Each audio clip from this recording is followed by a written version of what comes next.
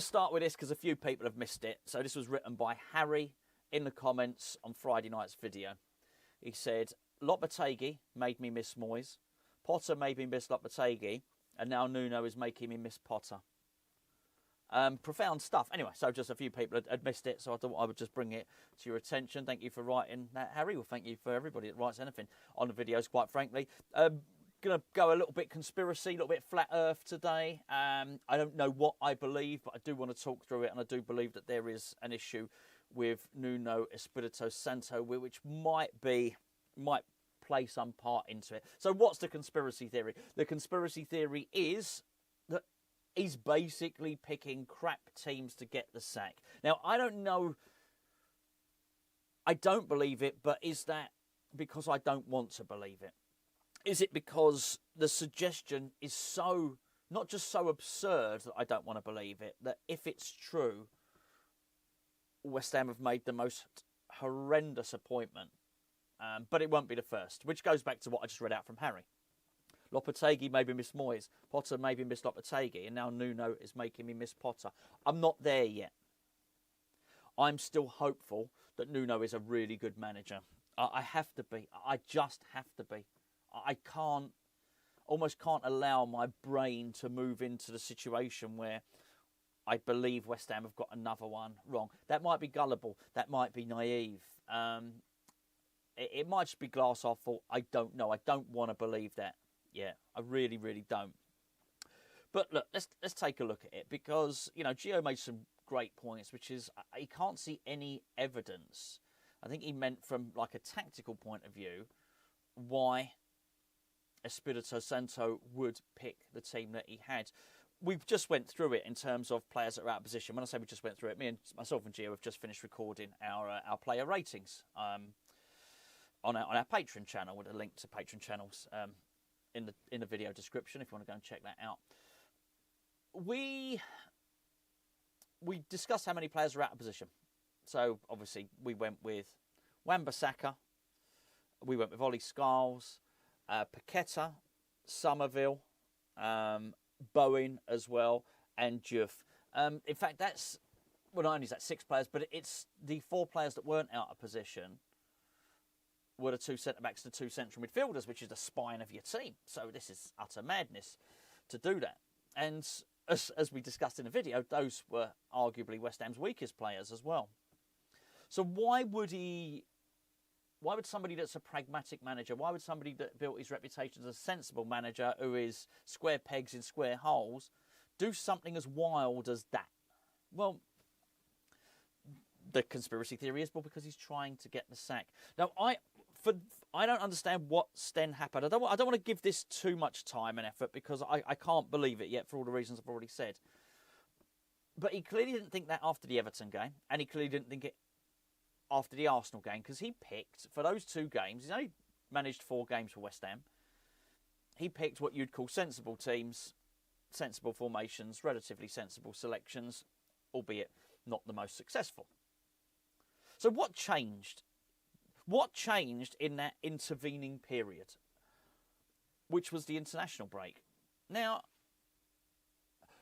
he's appointed a goalkeeping coach, but one of the reasons that Gio gave was maybe, just maybe, that it's because he's not been allowed to appoint his own coaching staff. Again, I cannot... My opinion of the club's board is very, very low. But even I can't imagine that they would be that stupid to not let a manager have his coaches. Because then you could actually make... I'll give you an extra conspiracy theory here, that actually the board want the club to go down. I don't necessarily believe... Well, I don't believe that at all. But that would be a way to do it. If what we're talking about is self-sabotage, if Nuno is going to sabotage his own job so as he gets the sack by making a crap first team, then you could equally argue that the board are going to sacrifice West Ham's place in the Premier League by picking loads of different directors of football, loads of different managers, undermining them by not backing them with players, and then not giving them their backroom team. Now, by the way, we have done all that. I just don't believe we're doing it to get relegated. I just believe West Ham are incompetent. But I don't think... Look, this is where we get to. This is where we get to Nuno's backroom team. I was as pleased as anyone when West Ham promoted some from within.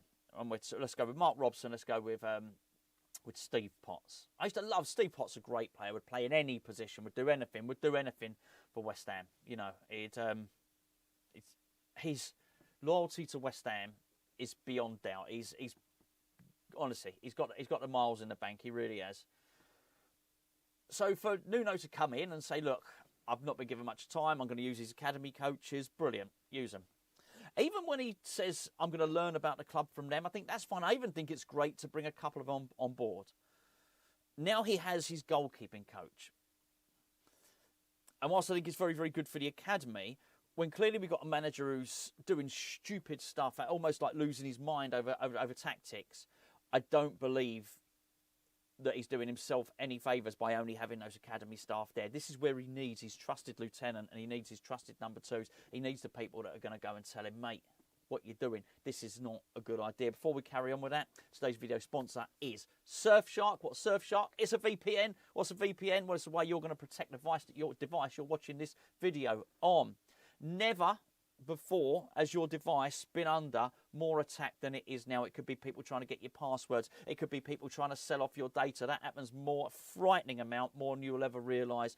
Or it could just be that you want to protect the stuff that you've got on there, like your banking apps, like your passwords, like all of that stuff. Surfshark's the thing for you because it's a VPN, much like other VPNs, but the thing that makes Surfshark a little bit better is we're going to get you a really, really good discount on it by giving you 4 months free plus a 30-day money-back guarantee. It's also going to allow you to change your geolocation. So if you want to access content that people abroad can access and you can't access it in the UK, or maybe you are overseas and you want to access the stuff that they get in the UK, then it allows you to do that. Very, very easy feature where you just change your location on it on your mobile device. What we're going to do is you're going to use the discount code, which is HammersChat, all one word, or you can use the link in the description below, which is surfshark.com/HammersChat. So when you get to the checkout there, you won't need to put in discount code. If you do, it's HammersChat. Go and check it out. Don't take my word for it. Go and Google it for yourself and see why you will need a VPN. And once you've decided, then you might as well come back here and take advantage of the fact you're going to get 4 months free. Go and check it out. It's this trusted lieutenant that anybody needs, the sounding board. Now, here's the thing. At the start of the season, there is no way Mark Robson and Steve Potts, and this is in no way trying to dig them out, by the way, but there's no way they would have thought that they're going to be involved in the West Ham first team. They've been promoted. They'll be grateful. I'd be grateful. But as an academy coach, particularly when you are taking a job underneath somebody like Nuno Espírito Santo, who's worked all over the world, you're there to learn. I think it's very, very difficult at that point when he comes up with a dodgy formation, dodgy tactics or anything like that for you to turn around and say, no, I don't agree with this. You shouldn't be doing this. I think just, even forgetting football, just from the dynamic of the boss and the newly appointed apprentice, I'm not sure. I'm really, really not sure about it. I'm not sure how much you can challenge them. I'm not sure how much of a conversation that is. Whereas your trusted lieutenant, Silva, I think that's his name at Nottingham Forest, his assistant manager, someone that's worked with you at numerous clubs, I think that guy can turn around to you because your relationship then with him is bigger than just your relationship at this one club. You've got history. You're probably able to say stuff and be honest and be candid because you have an established relationship. Of course, you're grateful that you work with him, but you're partners. You are part of the team. And probably in the past, you've been used as a tactic sounding board. We've seen this time and time again. Just go back to Clough and Taylor, for instance. You know, it was Taylor that did the tactics. It was Clough that did the man management stuff. There's been so many examples over the years of managers who have relied on their second in charge. We've had one. We've had one at West Ham. David Moyes and Alan Irving. You absolutely relied on him to the point where when Irving left, Sorry, Alan Irvine. Get me Irvines and me Irvings mixed up. When Irvine left, I mean, you could almost draw a line under Moyes' results. It was his tactician. That was his sounding board. Managers need them. And at the moment, Nuno hasn't got one. I cannot see the situation, as I've said. I just don't think the dynamic's there. As I think when you're grateful to just be there, which Potts and Robson are going to be. Now, don't get me wrong, he's going to be leaning on them and he's going to be asking their opinions. But there's a difference between giving your opinion tentatively in a grateful way and robustly forcing it through. And I don't know. I don't know if Silva is his tactician. I don't know if another one of them is his tactician. What I do know is the tactics that Espírito Santo is using now are not the tactics and the type of selections he was using at his former clubs. What's the difference? Well, the difference is he doesn't seem to have his backroom team. Now, which brings us back full circle to the whole conspiracy thing. Is he making... I find it so hard to believe that he's not being backed because at the moment Sullivan and Gold. I keep saying it. I do apologise. I'm so used to saying it. I do apologise. Don't mean any disrespect by it. I know I keep doing it, but I honestly don't. Sullivan and Brady are running themselves out of the club. This is going to be untenable. It's untenable for them now. They are not wanted anymore. Now, I'm not sure how much they know that. I actually do think that Sullivan will think he can turn it round. I do. I believe that he will believe that. But there's no way he's going to do that by not backing his manager. Therefore, it wouldn't surprise me if something is done soon, because maybe Nuno is trying to make a point. I just can't believe any manager would sacrifice results to do that. Because the best thing that Nuno can do is keep West Ham up.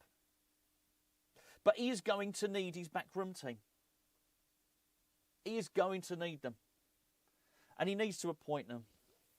I need to see more before I believe that he's sabotaging his own football team. I do always go for incompetence rather than sabotage or sneakiness or any sort of gunpowder plots, if you want to be topical, to try and undermine. I just think we're incompetent. That's it.